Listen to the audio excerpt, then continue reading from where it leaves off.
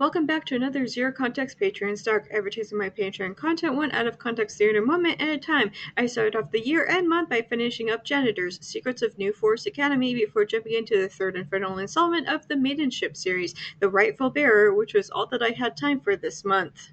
The kids go to lunch where Spencer is too afraid of Jenna's promise of sauce sharing to get tartar sauce for his fish. And once again, I am grateful that this book is aimed at 12-year-olds, and by sauce sharing, she means to literally dip her literal fish into his literal tartar sauce. It's not a euphemism. Hey, Spencer said, look where it brought us. The road wound around a long chain-link fence. Peering between the links, the kids saw a flat, grassy soccer field and the silhouette of a playground equipment. Beyond that was a low building with a lot of windows. It's a school, Daisy said. Spencer nodded. A public school for all the kids that live around here, the kids who don't go to the academy. Let me guess, they've been trapping all of the Toxites in New Forest and then taking them to the local public school so that the local public school begins to look worse and worse, while New Forest starts to look so much better in comparison. He goes to the other classroom where the Brown team is having their class. Des eagerly greets Spencer and says that being on the team will protect you from atomic wedgies, wet willies, and spitwads. Spencer isn't exactly thrilled about any of that. They look over and see that Min's screen is full of real symbols. He says that he's programming a video game. Daisy and Spencer try to ask for help, but Min is quick to remind them that Spencer isn't on his team anymore. However, Spencer is quick to play the Uno reverse card and calls Min out on his nonsense. This goes the boy into getting on and hacking into the school's firewall. How are you adjusting to your new team, he asked. Honestly, said Spencer. I'm not, Garcia nodded, as if expecting the answer. Then you'll take this as a good news. I've decided to trade you back to the blue team.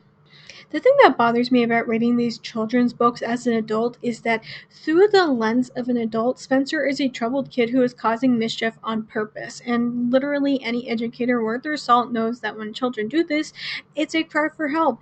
Part of me gets that right now Spencer is only a probationary student. It's not Garcia's job to actually help him at this point. But at the same time, Spencer is still under Garcia's care. He doesn't seem to give a hoot about this, and it's honestly kind of frustrating to me. However, as soon as they're in the closet, their door slams shut and they hear the lock engage. Des says that the girls on his team told him that Spencer and Daisy wanted to talk to him. He doesn't believe that anybody on the Brown team would sell him out, despite the fact that not even 24 hours earlier, Des himself sold out Spencer for a mere $50. Have you received any gifts or packages from your father during his absence? No. Try again. I said no. Slick sighed and pushed up his glasses. I see you want to make things complicated. He walked out of sight and returned a moment later, trailing an orange extension cord in one hand. I love how on top of torturing a literal child, this grown adult also refuses to believe that Spencer seriously didn't receive a package from his dad and that he has no idea what Slick is going on about. However, as Min helps Spencer up, he admits that all of this was nothing but a bluff. He doesn't know who Walter is nor their underground rebellion. He sure as hell doesn't believe that janitor supplies could be used for anything but their intended purpose, going so far as to look Spencer in the eye and tell him that the only thing the feather duster is for is removing dust from a shelf. All of this info was learned from the email he helped Spencer to send. With its left hand, the BEM destroys every shred of competition. It lets Toxites run wild, polluting every traditional school and rotting the brains of anyone who opposes it. Then with its right hand, the Bureau raises up a safe school, a clean school, an exclusive academy where only the strongest can attend. The BEM is literally shorthand for Republicans. Let's stop kidding ourselves here. This is stuff that would fly over the heads of this series' target audience, but as an adult, I see what's going on here. Hold on to this. Spencer pushed the plunger into Jenna's hands. He didn't give her much time to wonder why a toilet plunger could possibly be so important. Within the past 5 minutes, Jenna flew on a broomstick, watched Spencer lift a car using a toilet plunger, and rode on a janitor's cart and was chased by adults also riding janitor's carts. So excuse me when I say that at this point Jenna is probably going along with things. She can unpack everything later. Or maybe he found out what's wrong with you, said Daisy. You know, your fainting problem. I literally forgot about that. It hasn't been mentioned since they got to New Forest. You know, the Tyler's school that's been taking up most of the book. The whole operation was a failure, in my opinion. The man's voice was deep and laced with anger. If the kid really doesn't know anything about the package, they should have disposed of him. I think my favorite thing about this book is how willing these adults are to unalive literal children. Not simply Spencer, but the fact that there was an undercurrent of doing away with the rejected students from New Forest. Like, geez, guys, chill out. It was difficult to believe that Spencer had carried on an entire conversation with him in the parking lot that night. Why hadn't his dad told him who he was? Why hadn't Spencer recognized that voice? The memory of their brief and ominous meeting was maddening. Do you ever think to yourself, hey, the mysterious man being held prisoner in a dumpster could be my missing father? I hope I don't have to explain to everybody why that is a silly thought to have. The whole plan could go like clockwork, but there was one fatal flaw. They would never be able to rescue Alan Zimber unless they convinced Director Garcia to peel away the glorified duct tape sealing the dumpster. Not to be morbid, but you know how sometimes in spy movies they need the person's thumbprint to unlock the door and they'll simply remove the guy's thumb/entire hand? Yeah, does Garcia's hand still need to be attached in order to pull the tape off? You had your chance to escape with us, Des. Spencer wouldn't lower the plunger. We didn't come back for you, so get moving. Are you nuts? Des said. I'm not staying here. I want to go home with you guys. I know that Des is an abused little boy, but I'm totally on Spencer's side right now. They fight, and at this point, I'm not gonna lie to you guys. I stopped fucking reading this. They fucking fight, and that's literally all that anybody needs to know. Fight scenes are tedious, but when you read chapter after chapter of fight scenes, you begin to wish that this had been condensed or outright skipped over. I have orders, Garcia said. Orders to unalive you on sight. I'm not a fighter, the director said. I'm not a villain. Not a villain? Sweetie, you literally just said that you were going to unalive a 12-year-old simply because he was getting in your way. Not to mention the fact that you were going to get rid of the rejected students and are currently keeping a man prisoner in a dumpster. That is the pure definition of villain. Any hope that Spencer had held for Des shattered into countless pieces. He was more than just a bully. Des was a filthy traitor. Curse your sudden yet inevitable betrayal! Heart racing, eyes glued on the dark mask glowing in the salmon skies. Okay, this is the last book, and I seriously have got to know, is the sky in this universe pink? It feels like it's mentioned at least once a page, and I still don't understand what this means. Right before the Sky Stalkers can attack the Gilded Pearl, Science Command and lure their Sky Stalkers into the water where they're captured and dragged under. Hannon tells Dan that they're going to keep the Stalkers alive in the hopes that they can one day be transformed back into the people that they once were. She tells him to keep looking for the rightful owner of that necklace of his/stables and leaves. True to his businesslike nature, your father decided to offer me a deal. He told me in no uncertain words that I would be staying dead, and in return he provided for my living however I decided.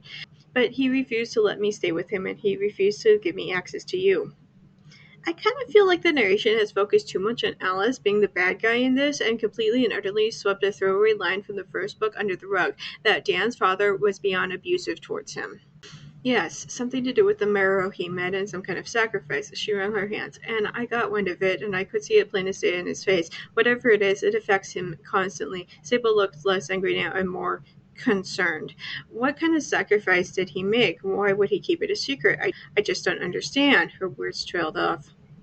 I don't know, man. I'm kind of with Dan about this. Everyone he told everybody that a bigger picture of what happened, he still left out a lot of stuff that he was certain would be too dense of a subject matter for everybody to understand right now. The fact that Sable is flying off the handle over whatever sacrifice he needed to make in order to simply make an arrangement with them is proof that literally not one of them is ready to hear the truth about the gods. Why didn't you choose the marrow over me? Dan pulled back so that he could look her in the eye. Tears tumbled down her cheeks. Why would you ask me something like that? I love you, Sable. Dan stood. 53, he said. What? Sable blinked in confusion. 53. That's the highest number of freckles I've counted on your face in one go. That's hardly as satisfying a good response to, why do you love me? Anybody standing within close approximation towards Sable could count the freaking freckles.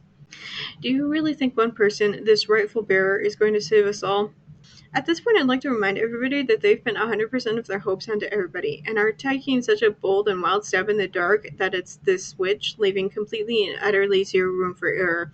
All based around dreams that Dan has been having, I might add. So it's not so much that it's magical Mary Sue guessing powers, but at the same time, bruh. If he had a dream about his third grade teacher, would they be tracking her down instead? Taking a deep breath, Eldon wondered at this new, uncharted territory. Toss spent most of his days grumbling over the huntsman's choices, and as a result, a large portion of their conversation revolved around the horrible food Eldon trapped or the inconvenient traits he followed.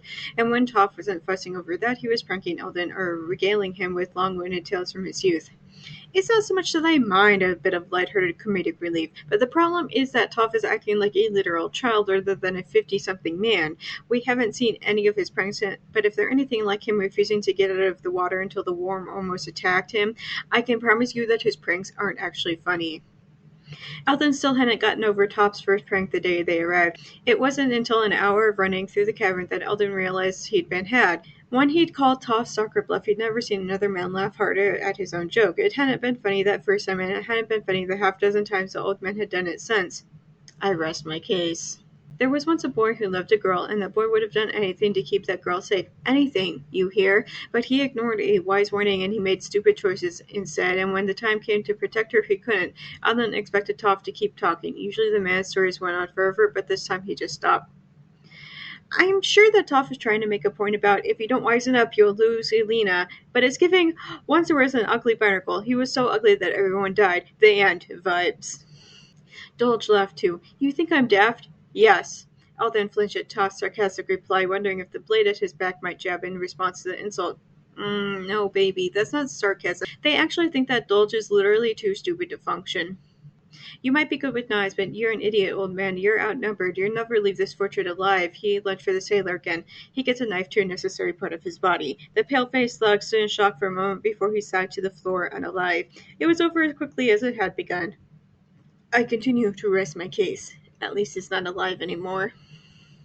She couldn't have been more than 18, and her patched-up dress and apron hung loose on her too thin frame. Not that Eldon was surprised, but it gripped him to see that Relictor didn't feed or clothe his servants well. If the people in the Emperor's own household were treated thus, what if fate raided the Four Kingdoms? The thing that gets me in these novels is that the villain is so evil that literally not one single person would willingly follow him. You want to know why Hitler specifically rose to power rather than John Smith? It's because he was charismatic. He spoke words that made people want to follow after him. When a villain is so evil that even his servants are treated more like slaves, that's when the dude gets stabbed in the back by his own butler. And I wish that people would understand things like that. Having the mistreated servants might make for a good aesthetic, but that's the only thing that it is. Set dressing. Sable was exhausted by the time that they returned to the Wildflower for the night. It was hard to imagine how any of them would be able to sleep knowing what was coming and how little time they had left. And yet, amidst the panic, they managed to organize teams, send people to summon the mirror, and get the children, all but Lyra, Anne, and Idris, who refused to go, safely stored away.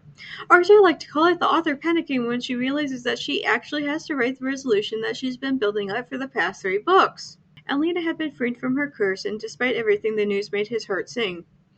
I hate how the idea of this cursed princess was kind of building and building. Was it actually going anywhere? Not really, but at the same time, freeing Alina probably should have been harder, but also more drawn out. Stalkers, screed.